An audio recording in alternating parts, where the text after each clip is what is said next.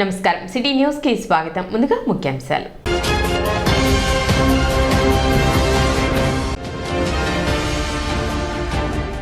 తెనాలి నియోజకవర్గంలో మూడో రోజు కొనసాగిన మాజీ మంత్రి ఆలపాటి రాజేంద్ర ప్రసాద్ ప్రజా పాదయాత్ర.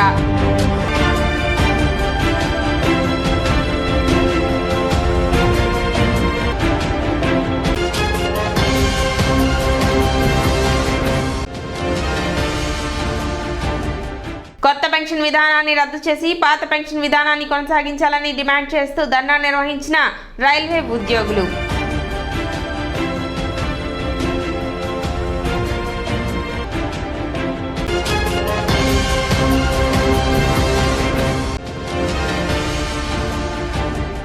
ముప్పై రోజుకు చేరిన అంగన్వాడీల నిరవధిక సమ్మె.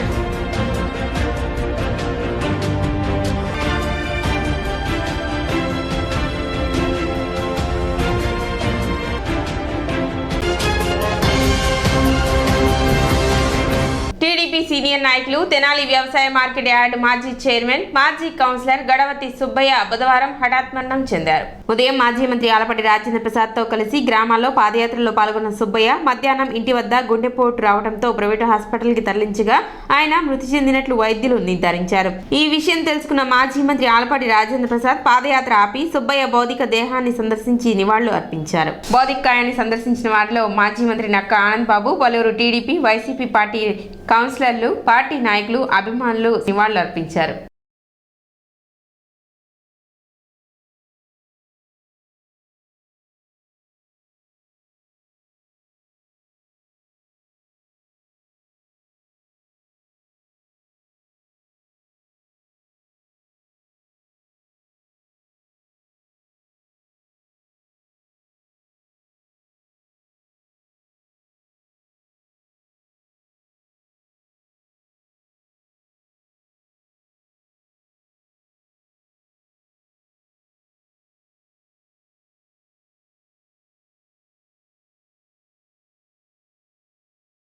గొడవర్తి సుబ్బయ్య గారు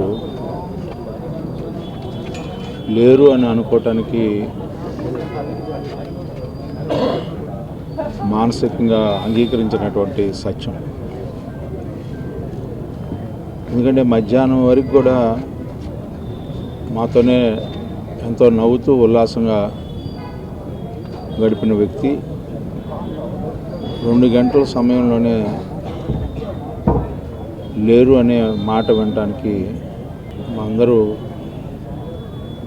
మనస్సే కాదు మా అందరి జీవితాలతో నిత్యం ముడిపడి పడినటువంటి సుబ్బయ్య గారు లేరు అనుకోవటం అనేది భరించలేనటువంటి సత్యం. ఎన్నో పదవులు కౌన్సిలర్గా, వైస్ చైర్మన్గా, పార్టీ పరంగా కూడా ఎన్నో పదవులు చేసినటువంటి వ్యక్తి. మార్కెట్ యార్డ్ చైర్మన్గా చేశాడంటే ఒక్క పైసా కూడా ఆశించకుండా మార్కెట్ యార్డు పరిధిలో ఏ వ్యాపారాలు జరిగితే వాళ్ళందరూ కూడా భయభ్రాంతులు అయ్యేలాగా నిస్వార్థంగా ఇవాళ మార్కెట్ యార్డ్లో గొర్రెల మండి పెట్టడానికి కారణం కూడా ఇప్పుడు రోడ్డు మీద ఉండి చాలా పలుమార్లు ట్రాఫిక్ అంతరాయం రకరకాలుగా ఉన్న సందర్భంలో వాళ్ళందరినీ కూడా మండీకి పిలిపించి మండీలో ఏర్పాటు చేసి తర్వాత ట్యాక్స్ ఎవేజన్ జరుగుతూ ఉండేది. వాటిలన్నింటినీ కట్టడి చేసి ఎన్నో సంస్కరణలు తీసుకొచ్చినటువంటి వ్యక్తి. అంతేకాకుండా రైతు బంధు పథకం ద్వారా కూడా ఎంతోమంది రైతులకి లోన్లు ఇప్పించినటువంటి వ్యక్తి సుబ్బయ్య గారు. అంటే ఒక పదవి వల్ల ఆయనకు గౌరవం రావటం కాదు, పదవికి గౌరవం తెచ్చినటువంటి అలాంటి వ్యక్తిత్వం కలిగినటువంటి వ్యక్తి సుబ్బయ్య గారు. తెలుగుదేశం పార్టీ సీనియర్ నాయకులు, రాష్ట్ర తెలుగుదేశం పార్టీ బీసీసీఎల్ ఉపాధ్యక్షుడు పెద్దలు గొడవర్తి సుబ్బయ్య గారి అకాల మరణం చాలా బాధ కలిగిస్తూ ఉంది. చుట్టుపక్కల వేమూరు నియోజకవర్గం పరిసర ప్రాంతాలందరికీ కూడా ఎంతో ఆత్మీయుడిగా ఉండేటటువంటి సుబ్బయ్య గారు ఇక లేడు అని తెలిసి చాలా బాధ కలుగుతూ ఉంది. తెనాలి పట్టణంలో 2 సార్లు కౌన్సిలర్గా, తెనాలి మార్కెటింగ్ యార్డ్ చైర్మన్గా ఆలపాటి రాజేంద్ర ప్రసాద్ గారి సారథ్యంలో పనిచేశాడు. దాదాపు 20 సంవత్సరాల పైగా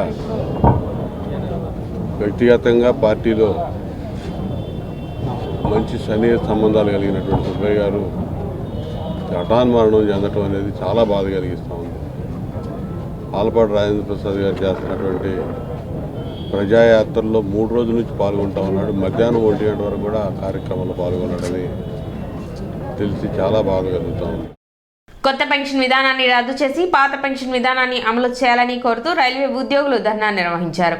జేఎఫ్ఆర్ ఓపీఎస్ ఇచ్చిన పిలుపు మేరకు ఎన్పీఎస్ రద్దు చేసి ఓపీఎస్ను వెంటనే అమలు చేయాలని దేశవ్యాప్తంగా జనవరి 8వ తేదీ నుండి 11వ తేదీ వరకు జరుగుతున్న రిలే నిరాహార దీక్షలో భాగంగా ఆల్ ఇండియా రైల్వేమెన్ ఫెడరేషన్ మరియు south central railway Mazdoor union ఆధ్వర్యంలో బుధవారం తెనాలి బ్రాంచ్ తరపున తెనాలి రైల్వే స్టేషన్ వద్ద రిలే నిరాహార దీక్షలు చేపట్టారు. అందరూ ఐక్యంగా ఉండి తమ డిమాండ్లు సాధించుకోవాలని, ఎన్పీఎస్ను రద్దు చేసి ఓపీఎస్ను అమలు చేయాలని, పనిభారం తగ్గించి 8 గంటల పని విధానాన్ని అన్ని కేడర్లకు వర్తింపచేయాలని మరియు బ్రాంచ్కి సంబంధించిన పలు సమస్యలపై కార్మికులకు న్యాయం చేయాలని ఎస్సీఆర్ఎంయు తెనాలి బ్రాంచ్ చైర్మన్ మరియు సెక్రటరీ బి ప్రభాకర్ బాబు, జి రవిబాబులు అధికారులను డిమాండ్ చేశారు. కార్యక్రమంలో ఎస్సీఆర్ఎంయు తెనాలి బ్రాంచ్ ట్రెజరర్ నరేష్, కార్యవర్గ సభ్యులు ప్రసన్న కుమార్, రాజశేఖర్, మోహన్, రమేష్ బాబు, సత్యనారాయణ, వెంకటేశ్వరరావు, భూషణం, సుబ్బారావు, పిచ్చయ్య, ప్రకాష్ రావు, అన్వర్ బాషా, రియాజ్, రాజు, శ్రీహరి, తాతాబాబు, వినయ్ కుమార్, అనుష, సంధ్య, దినేష్, నాన్సరయ్య తదితరులు పాల్గొన్నారు. కేంద్ర ప్రభుత్వ కార్మిక వేతనాలను నశించాలని నిరసిస్తూ ఈరోజు తెనాలి బ్రాంచ్ ఆధ్వర్యంలో రిలే నిరాహార దీక్ష చేయడం జరుగుతుంది. ముఖ్యంగా నూతన పెన్షన్ విధానాన్ని రద్దు చేసి పాత పెన్షన్ విధానం అమలు చేయాలని మా ముఖ్య డిమాండ్. దీనికి మా జనరల్ సెక్రటరీ కామ్రేడ్ శంకర్రావు గారి ఆదేశానుసారం, మా విజయవాడ డివిజనల్ రథసారథి కామ్రేడ్ లీలా గారి ఆదేశానుసారం ఈరోజు తెనాలిలో రిలే నిరాహార దీక్ష జరుగుతుంది. రైల్వే కార్మికుడికి కనీసం భద్రతా భరోసా లేకుండా నూతన పెన్షన్ విధానం కొనసాగుతుంది. 50,000 బేసిక్ పేలో రిటైర్డ్ అయిన ఎంప్లాయీకి 3,150 రూపాయలు నూతన పెన్షన్ విధానంలో పెన్షన్ అందుతుంది. ఇది ఎట్టి పరిస్థితుల్లోనూ హర్షించదగ్గ విషయం కాదని తెలియజేస్తూ నూతన పెన్షన్ విధానం రద్దు చేసి పాత పెన్షన్ విధానం వెంటనే అమలు చేయాలని కేంద్ర ప్రభుత్వమై ఒత్తిడి చేస్తూ అనేక కార్యక్రమాలు నిర్వహిస్తుంది. ఎన్పిఎస్ని గత 2004 ప్రభుత్వం ఏదైతే ఇప్పుడు ఉన్న బీజేపీ ప్రభుత్వం అమలు చేసింది, ఆ ప్రభుత్వం ఎన్పిఎస్ వల్ల జనాలకి, ఎంప్లాయీస్ అందరికీ లాభం అని చెప్పి అమలు చేశారు. కానీ ఇప్పుడు గడిచిన 20 సంవత్సరాలు చూసుకుంటే ఎన్పిఎస్ అనేది చాలా దారుణమైన పరిస్థితిలో ఉందండి. ఒక ఆఫీసర్ కనుక రిటైర్డ్ అయితే అతనికి మినిమం పెన్షన్ 15,000కి మించి ఉండట్లేదు. అలానే గ్రూప్ సి, గ్రూప్ డి ఎంప్లాయీస్కి 3,000కి మించి రానున్న పరిస్థితి ఉంది. స్టేట్ గవర్నమెంట్లో అవ్వలకి, తాతలకి 3,000 రూపాయలు పెన్షన్ ఇవ్వడం జరుగుతుంది. 3,000 నుంచి 5,000 కొన్ని స్టేట్స్లో. కానీ సెంట్రల్ గవర్నమెంట్లో 30 సంవత్సరాలు పనిచేసి మరీ దారుణంగా 1,500, 2,000 తీసుకోవాల్సిన పరిస్థితి ఈరోజు దారుణ పరిస్థితిలో ఎంప్లాయీస్ అందరూ, మా 10 లక్షల కార్మికులందరూ కూడా ఉండడం జరుగుతుంది. కాబట్టి ఓపీఎస్ను వెంటనే అమలు చేయాలని చెప్పేసి ఈ సభాముఖంగా ఈ నిరాహార దీక్ష కేంద్ర ప్రభుత్వానికి మేము అంగన్వాడీల నిరవధిక సమ్మె బుధవారానికి 30వ రోజుకు చేరింది. సమ్మె ప్రారంభించి 30 రోజులు అవుతున్న సందర్భంగా 30వ నెంబర్ ఆకారంలో కూర్చొని నిరసన తెలిపారు. ప్రభుత్వం తమ పట్ల ఈ విధంగా వ్యవహరిస్తుందని ఎన్నడూ ఊహించలేదని బాధను వ్యక్తం చేశారు. పెద్దలు, అన్ని రాజకీయ పార్టీలు, స్వచ్ఛంద సంస్థలు, ప్రజా సంఘాలు, స్థానిక సంస్థల ప్రతినిధులు తమకు మద్దతు తెలపాలని, ప్రభుత్వంపై ఒత్తిడి తెచ్చి నిరంకుశ పాలన ఆపాలని విజ్ఞప్తి చేశారు. కార్యక్రమంలో T Anuradha, P Ratnakumari, G Nagarajakumari, G Lavanya, A Janaki, K Raheelamma, S Pushpa, K Kanakadurga, K Kamalamma, K Sivaparvathi, CH Prasanna, K Nagalakshmi, T Krishnakumari, K Veeramani, M Tirupatamma, CITU నాయకులు షేక్ హుస్సేన్ వలి, కెబి ప్రసాద్ పాల్గొన్నారు.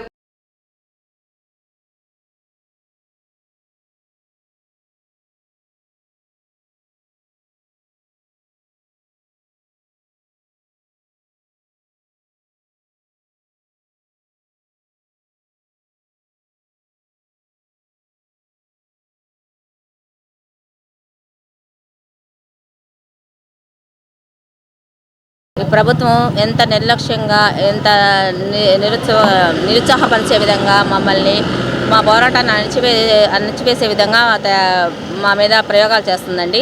మొదటగా అంగన్వాడీ సెంటర్ తాళాలు పగలగొట్టారు.